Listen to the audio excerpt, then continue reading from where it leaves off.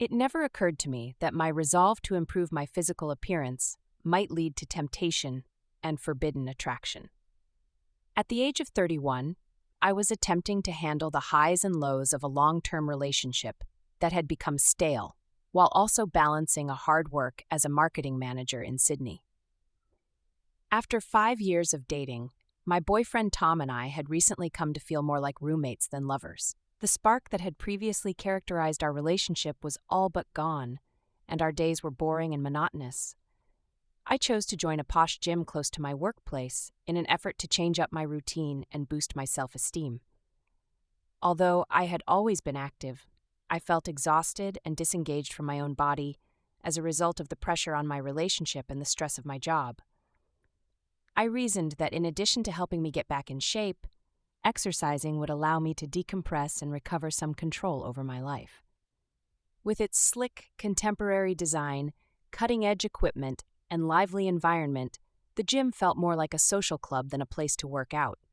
Lucas, a personal trainer at the gym, was there when I first met him. With his muscular physique, sharp green eyes, and effortless smile, Lucas, who was in his early 30s, immediately won people over. I was immediately at ease with his easygoing, self-assured manner. "Hey, I'm Lucas," he introduced himself one afternoon as I struggled to figure out one of the machines. "Need a hand?" "Thanks, Lucas," I replied, feeling a little embarrassed. I'm still trying to figure all this out. "No worries," he said with a chuckle, adjusting the settings on the machine for me. "You're doing great. Just remember, it's all about form and consistency." We chatted for a bit as he showed me how to use the equipment properly, and I found myself enjoying the interaction more than I expected. Lucas was easy to talk to, and he had a way of making me feel comfortable, even when I was sweating and struggling through a workout. After that initial meeting, I started noticing him more often around the gym, always ready with a smile or a quick tip to help me improve my technique. A few weeks later, Lucas approached me with an offer. "Hey, I've been watching your progress, and I think you're doing awesome," he said. "If you're interested, I'd love to help you take things to the next level. I've got some personal training slots available, and I think we could work really well together." I hesitated for a moment, weighing the pros and cons. Personal training was a bit of a splurge, but the idea of having someone guide me through my workouts was appealing, especially if that someone was Lucas. "Sure, why not?" I agreed, feeling a flutter of excitement. I could definitely use the extra push. From that point on, Lucas became my personal trainer, and our sessions quickly became the highlight of my week. He pushed me to my limits, encouraging me to go beyond what I thought I was capable of, and I found myself making progress faster than I had ever expected. But it wasn't just the workouts that kept me coming back. It was the connection I felt with Lucas. He was more than just a trainer. He was someone who listened, who cared, who made me feel seen in a way that I hadn't felt in a long time. As the weeks went on, I started looking forward to our sessions more and more. Lucas had a way of making me laugh, even when I was exhausted and drenched in sweat, and our conversations flowed effortlessly. We talked about everything, from fitness and nutrition to our favorite movies and weekend plans. It felt easy, natural, like we had known each other for years. But as our sessions became more frequent, I couldn't ignore the growing tension between us. There was a spark, an undeniable chemistry that neither of us acknowledged, but both of us felt. It was in the lingering touches, the way his eyes would linger on me just a little too long, the way he would stand just a little too close. I knew it was wrong. I was in a relationship, and he was my trainer, but the pull was impossible to resist. One evening, after a particularly intense session, Lucas and I found ourselves alone in the gym. It was late, and the usual crowd had long since cleared out, leaving just the two of us in the dimly lit space. I was sitting on a bench, catching my breath, when Lucas came over, a playful grin on his face. "You did great today," he said, offering me a high five. "Seriously, you're killing it." "Thanks," I replied, my heart still racing from the workout and from the way he was looking at me. "I couldn't do it without you pushing me." Lucas sat down beside me, close enough that our knees touched. "You know, you're stronger than you think, Sarah," he said, his voice soft. "Not just physically, but mentally too. I can see it in the way you push yourself, the way you show up every day, even when it's tough." His words hit me in a way I didn't expect, and I felt a lump form in my throat. I had been struggling with so much lately, my relationship with Tom, my own insecurities, and hearing Lucas acknowledge my efforts felt like a validation I desperately needed. "Thank you," I said, my voice barely above a whisper. "That means a lot." There was a moment of silence, the air between us charged with unspoken tension. I could feel my pulse quicken, a mix of adrenaline and something else, something I didn't want to admit. Lucas was still looking at me, his gaze intense, and I found myself leaning in ever so slightly, drawn to him in a way that defied reason. "Sarah," he said quietly, his voice tinged with hesitation, "I know this might be crossing a line, but I can't stop thinking about you." My breath caught in my throat, and I felt a rush of emotions. Fear, excitement, guilt.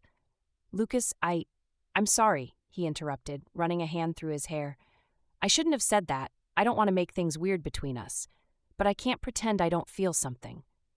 I stared at him, my mind racing. I knew I should put an end to this, should tell him that we needed to keep things professional. But the truth was, I felt it too. I had been trying to push it away, to ignore the pull between us, but it was too strong. "Lucas, I'm in a relationship," I said, though my resolve was wavering. "I don't want to mess things up." "I get it," he replied, his voice sincere, "and I respect that. But if you ever feel like you need someone to talk to, or if things ever change, I'm here." I nodded, the weight of his words settling over me like a heavy blanket. I knew I should walk away, should put some distance between us, but I couldn't bring myself to do it. There was a part of me, a small, selfish part, that craved the attention, the connection, the feeling of being wanted. We sat in silence for a moment longer, the tension between us thick and palpable. I could feel the heat radiating from his body, the proximity of his presence sending shivers down my spine. I knew I was playing with fire, that I was risking everything for a moment of temptation. But in that moment, I didn't care. "Lucas," I said softly, my voice trembling, "I don't know what to do." He reached out, his hand gently cupping my cheek. "You don't have to do anything you're not ready for," he said, his thumb brushing lightly against my skin. "But I'm here, Sarah, and I care about you." Before I could second-guess myself, I leaned in, my lips meeting his in a tentative kiss. It was brief, just a fleeting touch, but it was enough to send a jolt of electricity through me. When we pulled apart, both of us were breathing heavily, our foreheads resting against each other. "This is crazy," I whispered, my voice filled with both fear and desire. "We shouldn't be doing this." "I know," Lucas replied, his eyes searching mine, "but I don't want to stop." Neither did I. But as the reality of what we were doing began to sink in, I knew that we couldn't cross that line, not completely. "We have to be careful," I said, pulling back. "I can't hurt Tom. I can't do that to him." Lucas nodded, his expression filled with understanding. "I get it, and I don't want to put you in a position where you feel torn. Just know that I'm here, whatever you need." The days that followed were a whirlwind of emotions. I tried to keep my distance from Lucas, to focus on my relationship with Tom and figure out what I truly wanted. But it was easier said than done.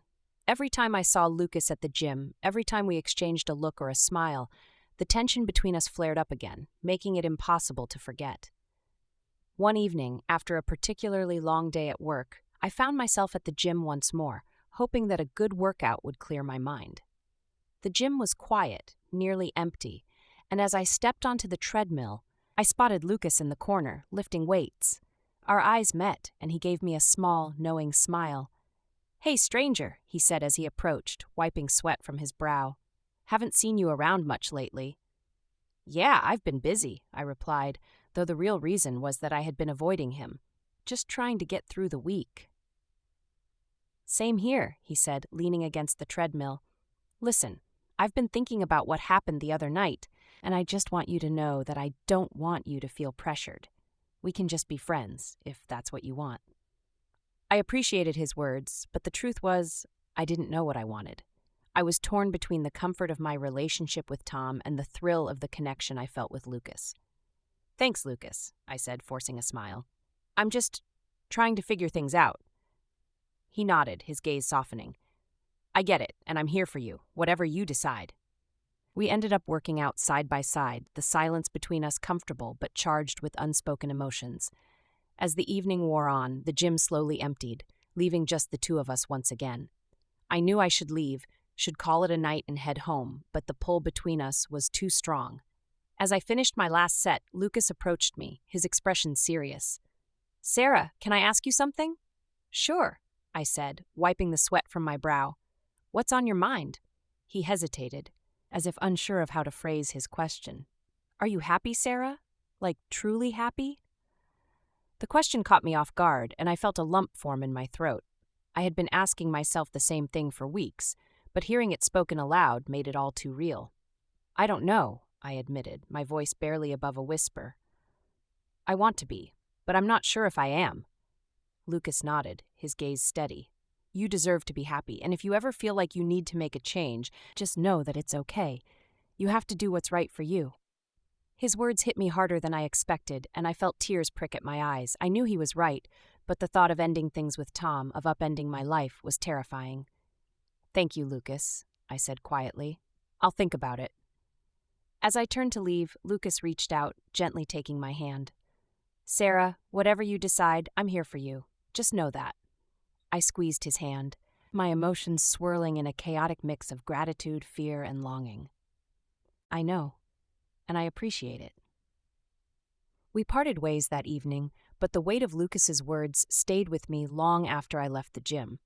I knew I had a decision to make, one that would affect not just my relationship with Tom, but also my own sense of happiness and fulfillment. It wasn't going to be easy, and there were no simple answers.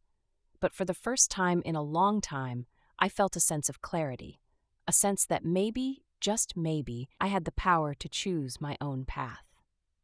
Over the next few weeks, I spent a lot of time reflecting on my relationship with Tom, on the life we had built together and the ways we had grown apart. I thought about Lucas, about the connection we shared, and the possibility of something new, something different. And as difficult as it was, I knew that I couldn't keep living in limbo. I had to make a choice. One evening, after much soul-searching, I sat down with Tom and had a long, honest conversation about where we were and where we were headed. It was painful, and there were tears and tough moments, but it was necessary. In the end, we both agreed that we had been holding on to something that wasn't working anymore, and that it was time to let go. As hard as it was to say goodbye to Tom, I felt a sense of relief, a sense of freedom that I hadn't felt in a long time. I knew that the road ahead wouldn't be easy, but I was ready to face it with an open heart and a renewed sense of purpose. And as for Lucas, we continued our friendship, taking things one step at a time. There were no promises, no expectations, just the understanding that we were both navigating uncharted waters and figuring things out as we went. It wasn't perfect, but it was real, and that was enough. In the end, I learned that happiness isn't something that just happens. It's something you have to fight for, something you have to choose every day. And though the journey was far from over, I felt hopeful, excited, and ready for whatever came next.